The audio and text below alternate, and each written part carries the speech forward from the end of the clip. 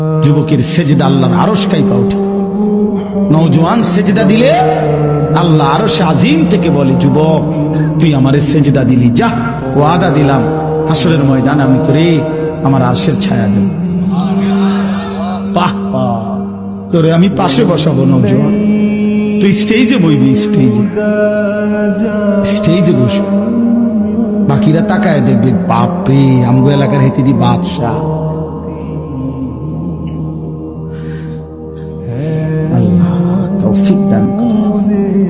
চলেন এই আয়াতগুলোর তর্জমা বলি, শুধু তর্জমা। আল্লাহ তাআলা বলেন, কাল্লা ইদা দুক্কাতিল আরদু দাক্কান দাক্কা। বান্দা শুনো, যত লাফালাফি ফালাফালি করো মনে রাখো তুমিও একদিন থাকবা না, পৃথিবীও একদিন থাকবে না।